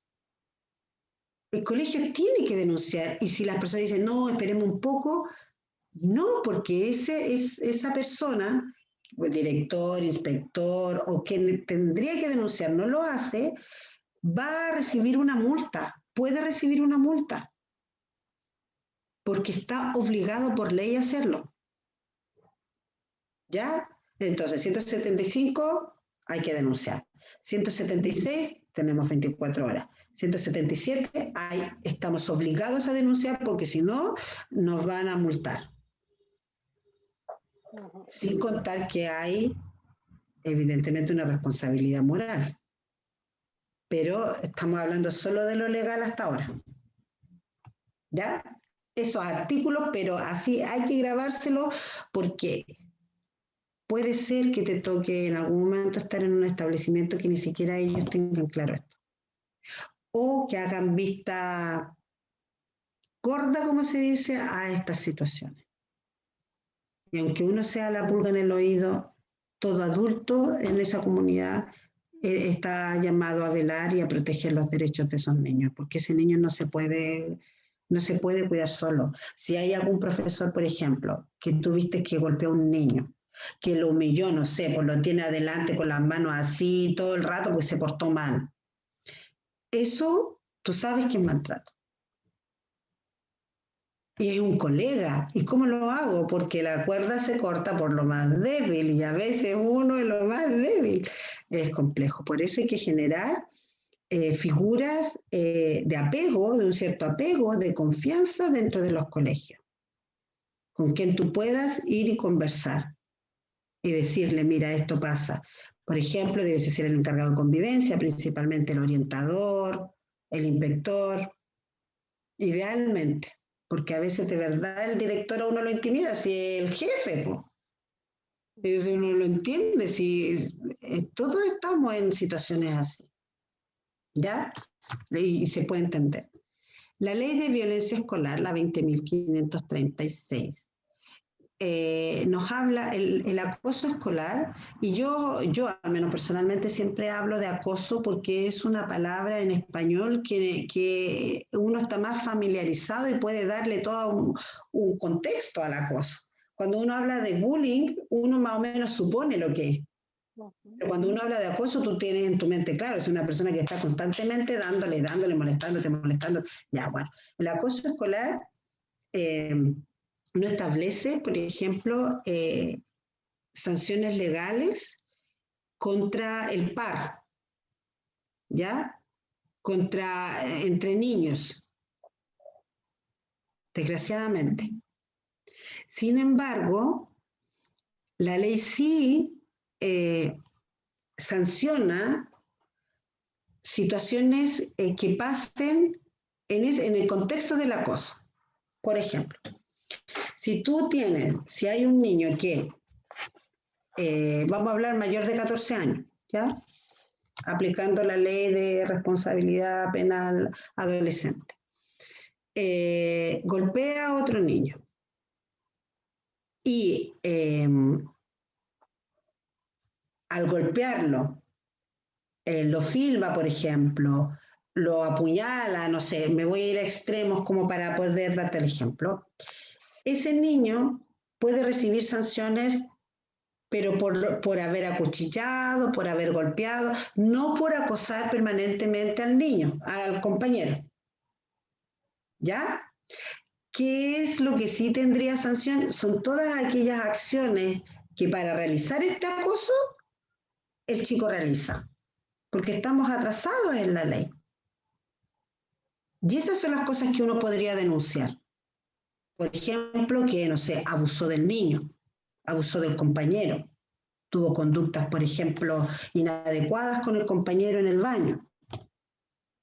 Porque el acoso es no solamente molestar, pueden ser muchas situaciones a las que se ven enfrentados nuestros niños, con otro, digamos, con un par. Entonces, eso es lo legal y en cuanto al manual de convivencia o al reglamento interno, se tendrían que establecer medidas para poder orientar, por ejemplo, las conductas agresivas de ese niño. Y todo lo que hemos hablado es complejo porque uno dice, chute, y nuestros niños van ahí y están, bueno, sí. Por eso es complejo y por eso la idea es que los adultos tomemos atención y empecemos a hacer bien las cosas para resguardar los derechos de todos nuestros niños, no solamente de aquellos que están por su condición familiar más expuestos a tener conductas agresivas con otros, sino nuestros niños que tratan de mantenerse dentro de las normas, que tratan de ser buenos niños, que tratan de ser buenos compañeros, buenos alumnos, respetuosos, a ellos también hay que cuidarlos, porque quien te ocupa toda la atención son estos otros niños.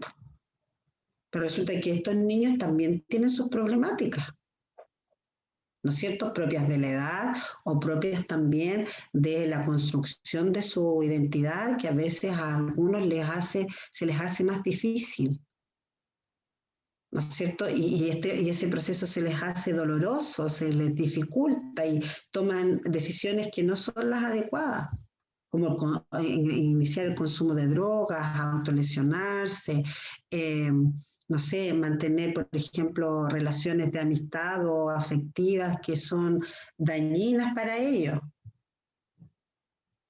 Te fijas también, y es una comunidad que tiene tantas características que uno dice, es un tremendo desafío porque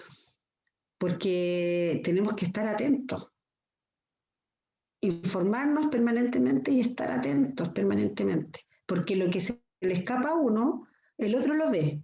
Tenemos que trabajar como equipo, digamos, como una red de adultos pensada y atenta a las cosas que pasan en la convivencia diaria entre los niños.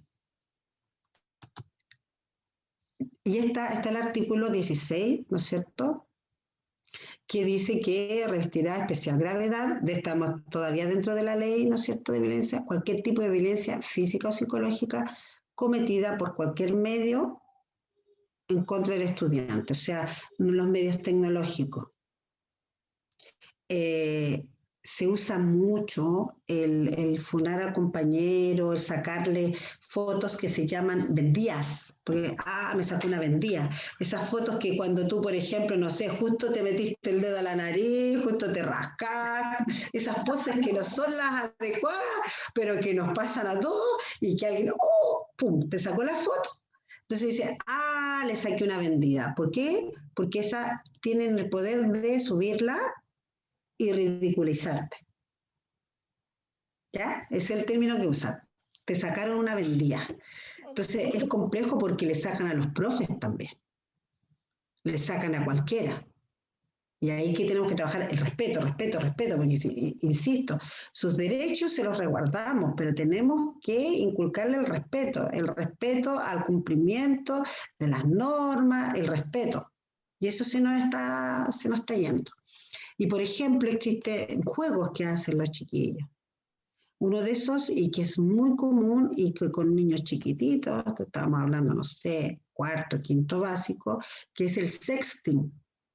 ¿Ya? El sexting son fotos sin ropa, generalmente el dorso, sin ropa, y que son juegos a ver si te atreves, los niños se sacan y la van viralizando.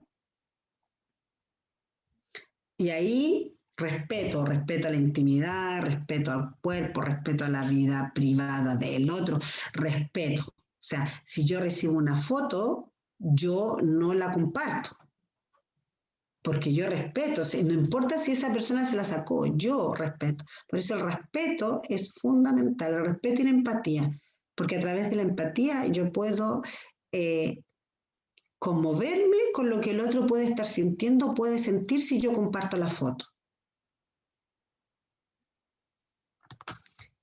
Y vamos a un aspecto que es súper importante y que pasa harto en los colegios, que a veces, por ejemplo, frente a situaciones de, de que le pasan a un niño, ya sea de convivencia, situaciones familiares, los adultos lo solemos conversar y compartir.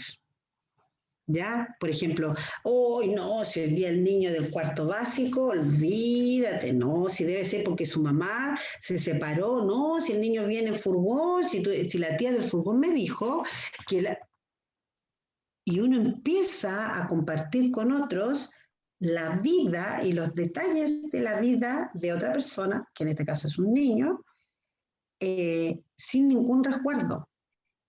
Si yo como adulto me entero de algo, por ejemplo, si un niño me relata algo, yo no se lo cuento a otra persona, sino a aquel que mi reglamento interno establece que yo tengo que ir y lo digo. Pero yo no voy y digo, ah, la niñita ya, esa que la abusaron, esa niñita que fue abusada por su papá. O por ejemplo, que típico conversación de pasillo, el papá dice, ah, es que me gustaría decirle, no, es que sabe lo que pasa, que el otro día él se fue de la casa, o no me contestó, o no sé, y lo conversan en los pasillos. Entonces, ¿qué tiene que hacer uno? Decirle, espéreme un momentito, vamos a buscar un espacio donde estemos solo los dos y usted me cuenta. Uno tiene que ir educando a ese adulto que conversa de la vida del niño como si estuviera hablando, no sé, de un capítulo de una teleserie, ¿no es cierto? Y uno que tampoco como funcionario tiene las precauciones del resguardo de la intimidad de ese pequeño.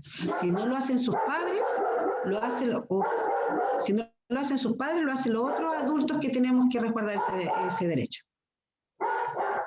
Y eso es fundamental. O sea, es que quería decir algo, esperen un momentito, si la voy a atender. Esperen un momentito. Y te vas para un lado y conversas. ¿Ya? Y hay muchos papás que vienen, es que querían, no, si no le quiero hablar de mi hijo, yo quería hablarle de tal compañerito. Es que su mamá, es que no, yo no voy a andar recibiendo comentarios de los compañeritos. Si es, por ejemplo, si empieza a hablarte, no, es que yo sé que a tal niño le pegan, entonces uno dice, mire, diríjase a la profesora o vaya al encargado de convivencia escolar o al inspector, no sé, y se lo comenta, pero hágalo. ¿No es cierto? Y yo le comentaría al profesor, por ejemplo, ¿sabes qué? Hay un apoderado que mencionó que probablemente pueda haber un pequeño nuestro que estuviese sufriendo algún tipo de maltrato. Se lo comentaré a la dupla, ¿ya? Para que, como así, hagan algún tipo de averiguaciones y vean si es que pasa algo ahí o no. Pero yo no voy y lo comparto con el resto, ni con los otros compañeritos. Por ejemplo, no le digo, oh, ya, te tocó la hora de tu medicamento porque por el déficit atencional. Jamás.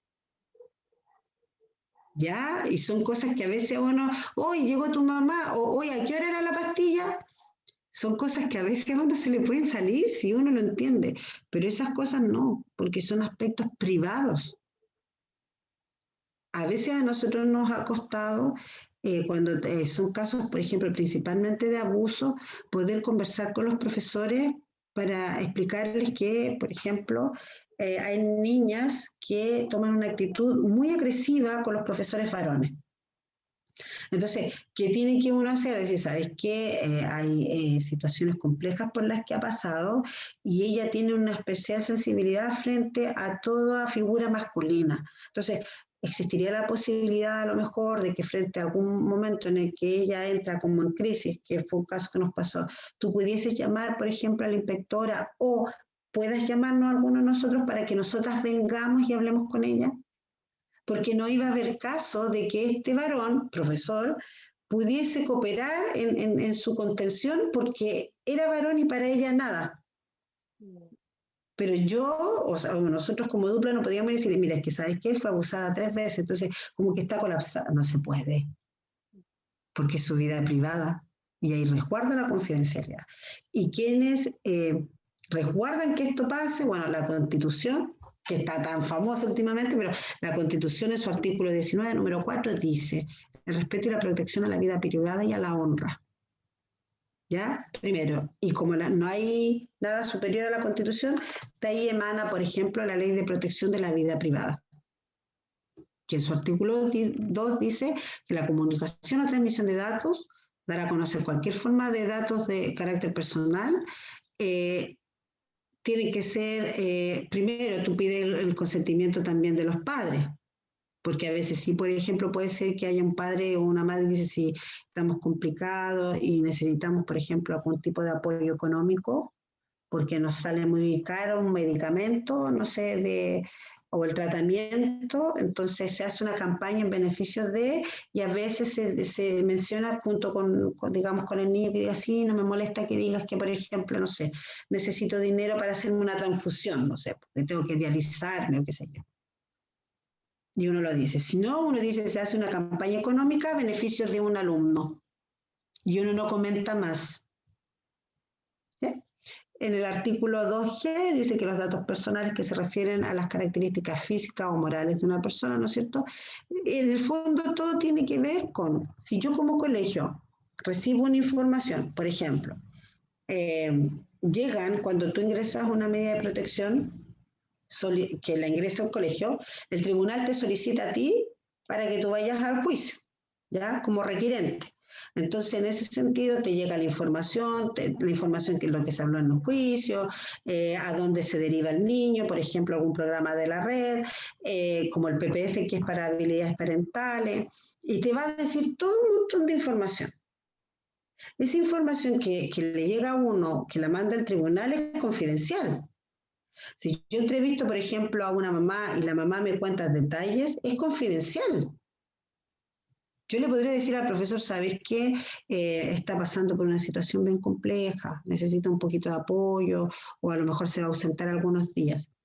Si el apoderado va y se lo cuenta por consentimiento personal, digamos, conversado o no con el niño, uno ya no puede hacer nada si tú le informaste que resguarde también la confidencialidad de su hijo, porque no podemos hacer nada ahí, pues si va y lo dice, pero sí uno como profesional resguarda eso.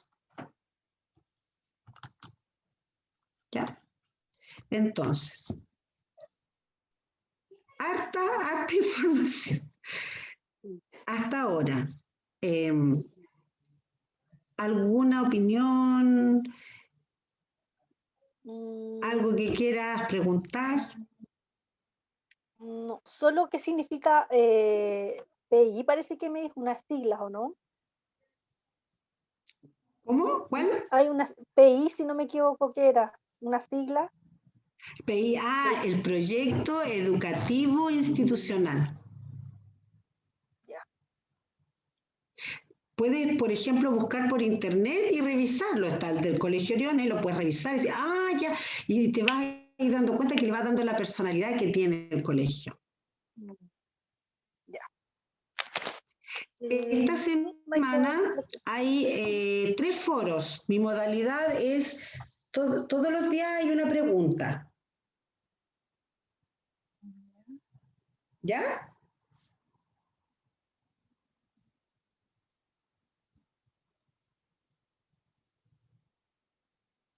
¿Se quedó pegado o no? Sí, ¿me escuchas? Sí. Ahora sí. Ya, sí.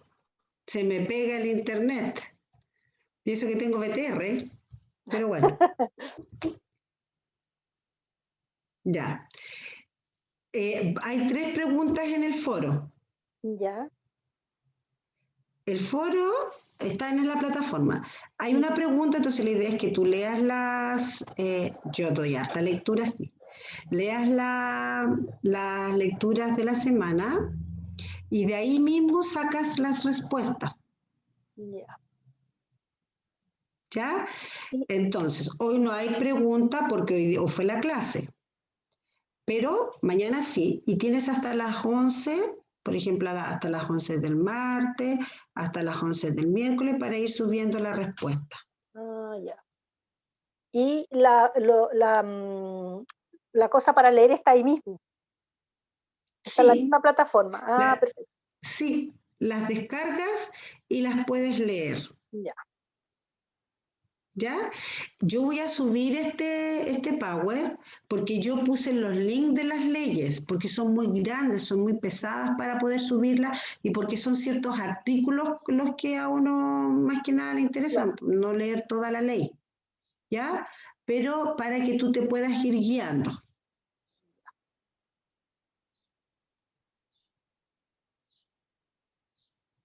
¿Ya? Y las preguntas me las puedes hacer también por WhatsApp. Yo voy a estar todos los días de las 5 a las 6:30 en el WhatsApp o por correo, lo que te convenga. Ya. Porque es harta información. Después uno empieza como a asociar o van surgiendo más las dudas. Ya, perfecto. ¿Y clases de esta, cuándo tenemos de nuevo? El próximo lunes, Ah, ya. ¿ya? Que ahí termina en nuestro módulo de normativa y después sigue el módulo de psicología del desarrollo. Y ahí ya nos vamos a meter de lleno en la psicología, digamos, porque de ahí vienen los trastornos y las dificultades de aprendizaje, y ya de ahí empezamos lo que es propiamente tal digamos, del quehacer cuando uno se enfrenta a ciertas dificultades en los aprendizajes.